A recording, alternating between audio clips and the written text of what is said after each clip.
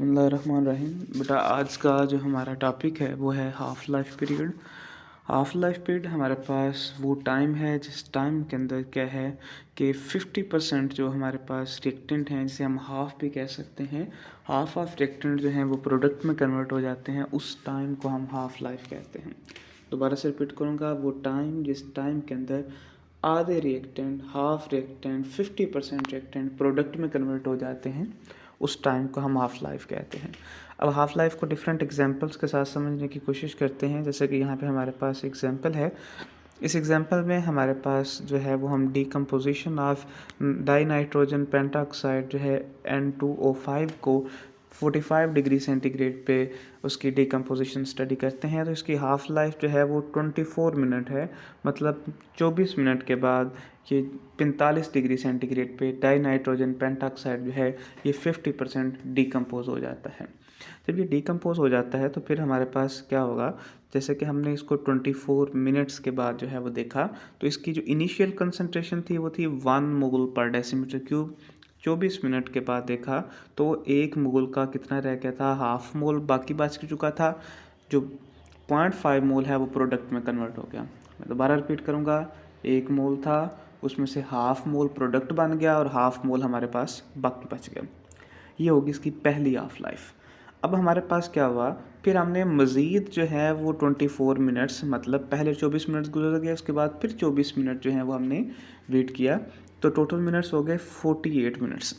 तो 48 मिनट के बाद जब हमने इसको ऑब्ज़र्व किया तो हमारे पास जो 0.5 बच चुका था, उस 0.5 का फिर वो हाफ़ हो गया और उसमें से आधे जो हैं वो 0.25 बाकी बच गए और 0.25 प्रोडक्ट में कन्वर्ट हो गए।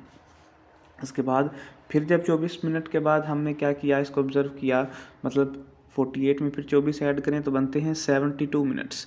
तो अब आफ्टर 72 मिनट्स देखा तो हमारे पास जो बच जाने वाले 0.25 थे वो मज़ीद आधे हो गए और कितने रह गए, 0.125 मोल, और इसमें से जो आधे थे वो प्रोडक्ट में कन्वर्ट हो गए। तो इस सारी बात का पता क्या चला कि हमारे पास अगर किसी कंपाउंड की, जैसे कि यहाँ पे डाई नाइट्रोजन पेंटाऑक्साइड की बात कर रहे हैं, उसकी हाफ लाइफ है 24 मिनट, तो हर 24 मिनट के बाद वो जितना भी होगा, वो चाहे 1 मोल था, वो चाहे हाफ मोल था या उसका क्वार्टर था, कंसंट्रेशन मैटर नहीं कर रही, उसकी अमाउंट मैटर नहीं कर रही, वो 1 किलोग्राम है, वो 1.5 किलोग्राम है, वो 50 ग्राम है, वो 1 ग्राम है, इससे मैटर नहीं कि वो है कितना, वो जितना भी है वो अपनी हाफ लाइफ की वक्त गुजारने के बाद वो आधा हो जाएगा। किलो है तो आधा किलो बचेगा, 100 ग्राम है तो वो 50 रह जाएगा, 50 है तो वो 25 रह जाएगा, 25 है तो वो 12.5 रह जाएगा। तो लिहाजा जितनी भी अमाउंट है वो उस हाफ लाइफ को गुजारने के बाद वो हाफ हो जाएगी। ये हमारे पास पहली एग्जांपल थी। इसके बाद हमारे पास जो दूसरी एग्जांपल है वो है disintegration of radio active uranium 92। उसका जो आइसोटोप 235 है, ये रेडियो एक्टिव होता है, इसमें से रेडिएशंस निकलती रहती हैं। इसकी जो हाफ़ लाइफ है वो यहाँ पे हम स्टडी करते हैं। वो ये कहता है कि अगर हमारे पास क्या हो, 1 किलोग्राम हमने जो है क्या कर लिया, सैंपल ले लिया 1 किलोग्राम यूरेनियम जिसका एटॉमिक नंबर 92 बट उसका एटॉमिक मास 235, ये वाला आइसोटोप हमने ले लिया। वो कहते हैं इसकी हाफ़ लाइफ जो है वो है 7.1 इंटू 10⁸ और 710 मिलियन ईयर्स। अब मिलियन में 10 लाख होते हैं, 710 को साथ जो है वो 6 ज़ीरोज़ ऐड कर लें तो ये इतने साल गुजरने के बाद ये जो यूरेनियम है वो अपने ओरिजिनल अमाउंट का हाफ़ हो जाता है। ये इसकी हाफ़ लाइफ है जो कि बहुत ज़्यादा है।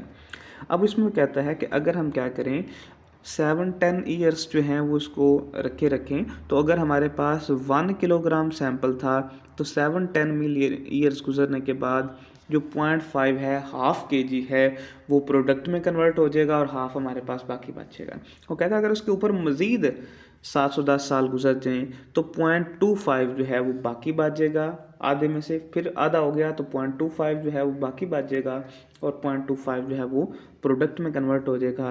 तो इस सारे का जो हम थीम है वो यहाँ पे लिखते हैं, वो ये है कि half life period for disintegration radio active substance is independent of the amount of substance.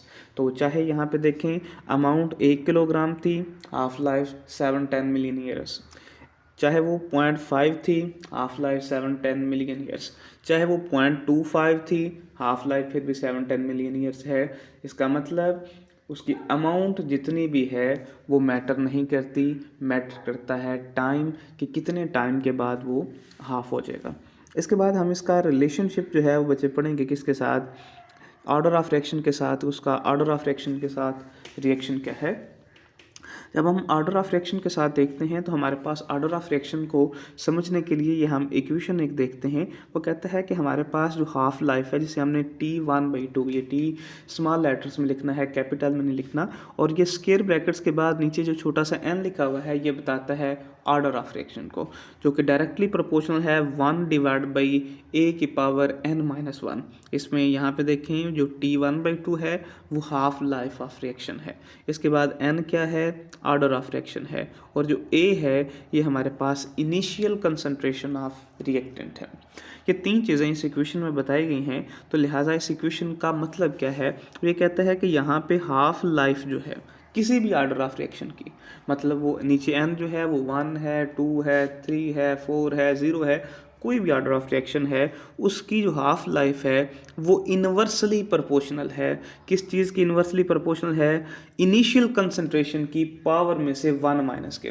तो हमारे पास इसको अगर हम ऊपर वाली स्टेटमेंट के साथ देखें और कंपेयर करें इस इक्वेशन को और स्टेटमेंट को, तो है half life of any order of reaction, half life of any order of reaction is inversely proportional to the initial concentration rise to power 1 less than the order of reaction। और जो भी order of reaction होगा उसमें से एक minus करेंगे तो वो इनिशियल कंसंट्रेशन की पावर बन जाएगी। ये इन दोनों के दरमियान जो है वो रिलेशनशिप है। अब यहाँ पे फर्स्ट ऑर्डर के लिए देखते हैं कि फर्स्ट ऑर्डर का हमारे पास हाफ लाइफ के साथ क्या तल्लक है। तो यहाँ पे हमारे पास हाफ लाइफ जो है वो हमारे पास हम देखेंगे, यहाँ पे हमारे पास फर्स्ट ऑर्डर है तो हमने n की वैल्यू 1 पुट कर दी, और यहाँ पे हमारे पास था a⁻n-1, चूँकि ऑर्डर 1 है तो n की वैल्यू 1 पुट की, तो 1 - 1 आंसर क्या आया 0। तो यहाँ पे हमारे पास इसमें वैल्यू हमने पुट की a⁻n 1 है तो 1 - 1 हमारे पास 0 आ गया। तो हमारे पास यहाँ पे ये वाली इक्वेशन जो है वो बनी।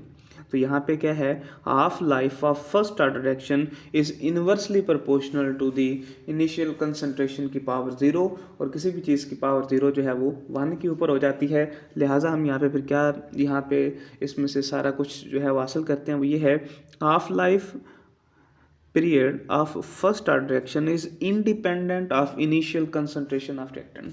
लिहाजा ये यहाँ पे मैथमेटिकली ये बात समझ आ रही है कि वो इनिशियल कंसंट्रेशन के ऊपर डिपेंड नहीं करता कि उसकी इनिशियल अमाउंट कितनी है। अब इसमें से आगे जो दूसरा रिएक्शन है जो कि एमसीक्यूज में पूछ लिया जाता है कि ये हाफ लाइफ का रिएक्शन फर्स्ट ऑर्डर के लिए है, सेकंड ऑर्डर के लिए है, थर्ड ऑर्डर के लिए है।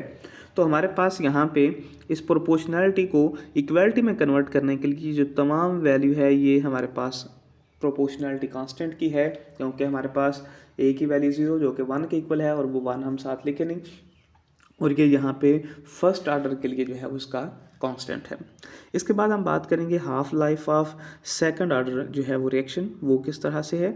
यहाँ पे हाफ लाइफ में उसी तरह से हम लिखेंगे T1/2, और यहाँ पे इस n की जगह पे अब हम सेकंड ऑर्डर है तो यहाँ पे हम 2 लिखेंगे। और अब यहाँ पे इसमें वैल्यूज़ पुट करें, n की वैल्यू 2 पुट करें तो a की वैल्यू क्या बनेगी, 2 - 1 आंसर आएगा 1, और यहाँ पे हमने a की वैल्यू में क्या लिख दिया, a की पावर 1। लिहाजा हम यहाँ पे ये अखज़ करते हैं कि half life of second order जो है वो इन्वर्सली प्रोपोर्शनल है इनिशियल कंसंट्रेशन ऑफ रिएक्टेंट के ऊपर। तो हमारे पास यहाँ पे ये बात समझ आती है कि हमारे पास जितनी इनिशियल कंसंट्रेशन ज़्यादा होगी उसकी हाफ लाइफ कम होगी, और जितनी इनिशियल कंसंट्रेशन कम होगी उसकी हाफ लाइफ उतनी ज़्यादा होगी। और इसको हमने यहाँ पे क्या करना है, इक्वलिटी में अगर लेके आना है तो यहाँ पे 1/जो k है वो हमारे पास सेकंड ऑर्डर का प्रोपोर्शनैलिटी कांस्टेंट है, और इस तरह से हम ये वाला रिलेशन जो है वो देखते हैं। इसके बाद हमारे पास है half life of third order reaction. जब हम half life of third order reaction देखते हैं तो सेम इसी इक्वेशन को हमने फर्स्ट, सेकंड और थर्ड के लिए इस्तेमाल करना है। यहाँ पे T1/2 में और n की वैल्यू जो यहाँ पे है वो हमने क्या पुट कर दी, 3 पुट कर दी, ये बन गया थर्ड ऑर्डर इन्वर्सली प्रोपोर्शनल। अब यहाँ पे n की वैल्यू 3 पुट करेंगे क्योंकि थर्ड ऑर्डर है, तो हमारे पास n की वैल्यू 3 पुट की तो हमारे पास आएगा 3 - 1 और यहाँ पे 2, तो हमारे पास हमने यहाँ पे 2 पुट कर दिया। तो अब हमारे पास क्या हो गया कि थर्ड ऑर्डर की हाफ लाइफ जो है वो इन्वर्सली प्रोपोर्शनल है इनिशियल कंसंट्रेशन के स्केयर के, इनिशियल कंसंट्रेशन के स्केयर के इन्वर्सली प्रोपोर्शनल है। और अगर इसको इक्वलिटी में लिखा जाए तो इसमें 1.5/k जो है इसका प्रोपोर्शनलिटी कांस्टेंट है और a स्केयर जो है वो उसी तरह से साथ जो है वो रहेगा। तो ये हमारे पास था हाफ लाइफ और उसका रिलेशन विद जो है वो ऑर्डर ऑफ रिएक्शन। तो यहाँ पे हमने जो कल और आज में पढ़ा है इसके हमारे पास कुछ शॉर्ट क्वेश्चंस हैं जो कि एक्सरसाइज में क्वेश्चन नंबर 8 में दिए गए हैं। वो आपने वो बच्चे तमाम जो क्वेश्चंस शॉर्ट क्वेश्चंस हैं वो आपने प्रिपेयर करने हैं, ये आपका होमवर्क है। और इसके साथ बेटा आज का लेक्चर ख़त्म हुआ। अल्लाह हाफिज़।